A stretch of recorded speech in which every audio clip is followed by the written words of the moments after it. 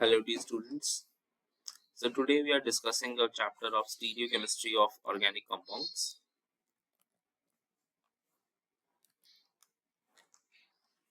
So in organic compounds we know that it has very different structural formulas and chemical formulas, but in that we have to identify which one is the correct way to represent these molecules. अब यहाँ पे सबसे पहले हमारे पास आता है कि isomerism. Isomers क्या होते हैं? आइसोमर्स बेसिकली वो कंपाउंड्स हैं जिनका जो मॉलिक्यूलर फॉर्मूला है वो सेम है, but structurally they are different. As you can see here कि हमारे पास अगर देखा जाए तो मॉलिक्यूलर फॉर्मूला है C2H6O। अब इसको दो तरीके से हम रिप्रेजेंट कर सकते हैं। It can be either an ethyl alcohol जहाँ पे दो कार्बन है हमारे पास और 6 हाइड्रोजन्स हैं और एक ऑक्सीजन है।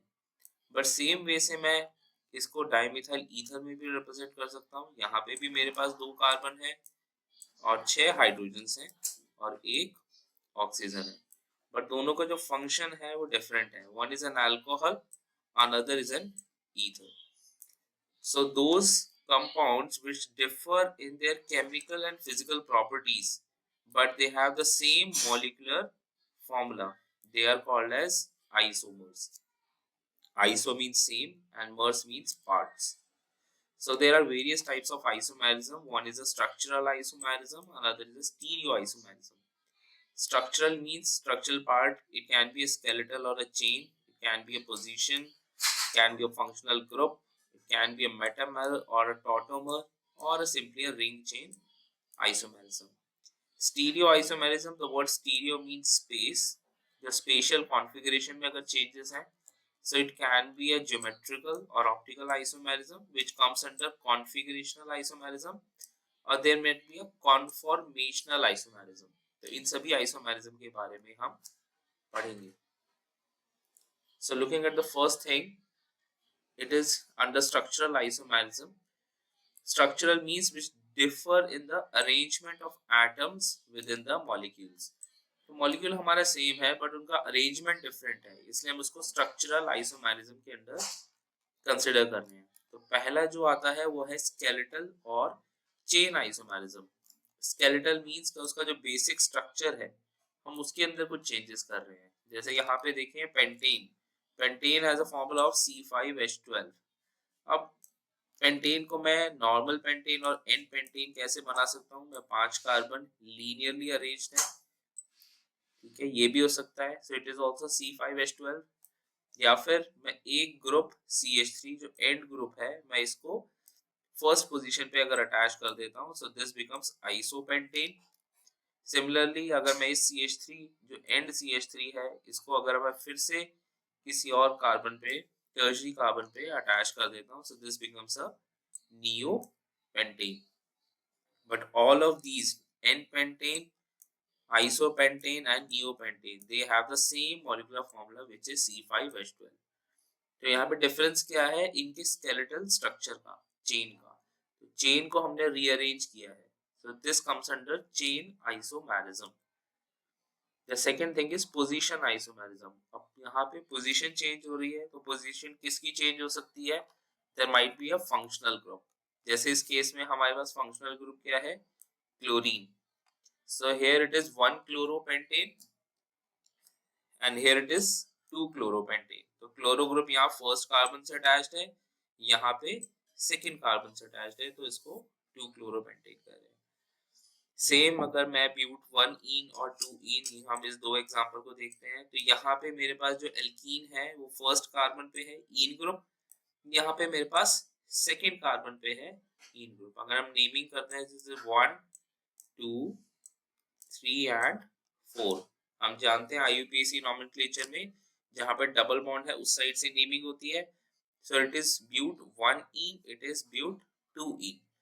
सो difference is the position of these double bond, hence this comes under position isomerism. The third thing is functional isomerism.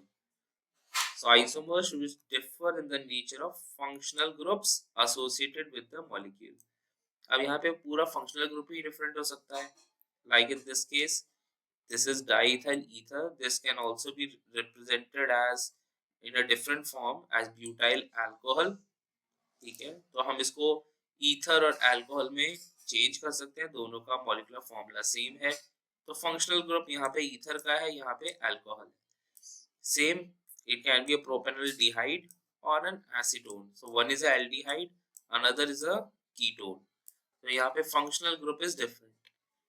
Here one is a benzyl alcohol and another is a methoxybenzene और anisole। ठीक है, तो मेरे पास functional group different है। ठीक है, तो this comes under functional isomerism. You also have metamerism. Isomers will differ in the alkyl groups attached on the either side. Metamerism में क्या होता है कि हमारे पास एक फंक्शनल ग्रुप है, जैसे in this case we have diethyl ether. तो ईथर की एक साइड 2 कार्बन है, दूसरी साइड भी 2 कार्बन है। बट मैं ऐसा भी तो लिख सकता हूँ कि एक साइड में 3 कार्बन लिखूं, दूसरी साइड 1 कार्बन लिखूं, तो फॉर्मूला तो दोनों का सेम है। या फिर इन 3 को मैं एक सेकेंडरी कार्बन की तरह भी बना सकता हूँ, एक आइसोप्रोपाइल भी बना सकता हूँ। So this is isopropyl group, methyl group. So we have methyl isopropyl ether. So this comes under metamerism. Metamerism में क्या होता है? There are different alkyl groups attached on the either side of the functional group. And you also have tautomerism. Tautomerism basically एक special type का functional isomer है। तो यहाँ पे क्या हो रहा है? कीटोइनोल फॉर्म बनता है। जैसे यहाँ पे है, this is a ketone form. तो कीटोन फॉर्म अगर मैं इस इलेक्ट्रॉन को सपोज करो आगे शिफ्ट करते हैं और यहाँ पे जो एक हाइड्रोजन है, H2 में से एक हाइड्रोजन है उसको लेते हैं, वो हाइड्रोजन अपने इलेक्ट्रॉन्स को आगे शिफ्ट कर देता है। So this H plus get attached over to the oxygen and gives enol form. यहाँ डबल बॉन्ड बन जाता है between CC, so this becomes ene part, ene all. So this is the enol form, and this part, this is a keto form. So this is a keto-enol tautomerism. So एक special type का functional isomerism है जो equilibrium में होता है इन दोनों के आपस में। So this basically involves 1,3 migration of a proton from one polyvalent atom to another molecule. तो यहाँ पे हम देखें, ये फर्स्ट है, ये फर्स्ट है, सेकेंड है, थर्ड है। तो माइग्रेशन क्या हो रहा है? फर्स्ट टू थर्ड माइग्रेशन हो रहा है हाइड्रोजन का। हाइड्रोजन पहले मेरे पास यहाँ पे था इस CH2 के पास, अब यहाँ से वो शिफ्ट होके चला गया ऑक्सीजन के बाद थर्ड पोजीशन पे। And aldehyde and ketones having no alpha hydrogen, they do not show keto-enol tautomerism. जैसे बेंजल्डिहाइड है, इसके पास कोई अल्फा हाइड्रोजन नहीं है। अल्फा हाइड्रोजन मींस जिसके पास नेक्स्ट पोजीशन पे कोई हाइड्रोजन है, जैसे यहाँ पे कोई हाइड्रोजन नहीं है, all the valency are filled. Here also there are no hydrogens. ठीक है, so they do not show keto-enol tautomerism. Here it has alpha hydrogen. अगर मैं इस कीटो को फॉर्म को देखता हूँ तो इसका अल्फा ग्रुप कौन सा है? This one, alpha. तो यहाँ पे अल्फा पोजीशन पे हाइड्रोजन हैं, जहाँ पे अल्फा में हाइड्रोजन नहीं होगा तो वहाँ कीटो-इनोल टॉटोमेरिज्म भी नहीं होगा। And you also have ring chain isomerism. वो आइसोमर्स जो ओपन स्ट्रक्चर में भी रह सकते हैं, दैट मीन चेन स्ट्रक्चर में, और इनका एक फॉर्म हम रिंग के शेप में भी देखते हैं। अब यहाँ देखें, ये जो तीनों स्ट्रक्चर हैं, ब्यूट 1-ene, cyclobutane and methyl cyclopropane, they all have same molecular formula. All are C4 and H8, 3, 4, 5, 6, 7 and 8. So all are C4 H8. अब ये जो साइक्लोब्यूटेन है, इसमें देखें ये जो एंड पॉइंट्स हैं, these are carbon, so that means each carbon has 2 hydrogen. ठीक है, so likewise here also and here also, this is also C4H8 and similarly 3 are there, and here also you have 2 points and 2 points, and here 1, so this is also C4H8. तो यहाँ पे क्या है? This is ring chain isomerism. One is a ring, these two are ring, cyclobutane and cyclopropane are ring, and this is a chain. Similarly in propine, so propyne को हम ऐसे भी लिख सकते हैं, या फिर इसका दूसरा जो आइसोमर है वो हो सकता है साइक्लोप्रोपीन। तो दे टू ऑल्सो हैव C3H4, दोनों ही हमारे पास C3H4, right? So these comes under ring chain isomerism.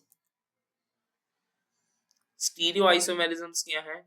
Stereo means spatial arrangement, so isomers which have the same structural formula but differ only in the arrangement of constituent atoms or groups in space. Spatial arrangement की हम बात कर रहे हैं। So spatial arrangement में दो चीज आते हैं, one is configurational and another is conformational. Configuration means कि जहाँ पे इंटर कन्वर्शन हो रहा है through breaking and reforming of the covalent bond. जैसे हम यहाँ देखें इस कार्बन पे, आप देखो इस कार्बन पे जो OH है one is on your side, ये जो फिल्ड स्टेट है ये है हमारी तरफ, और ये जो डैश स्टेट्स हैं दीज आर अवे।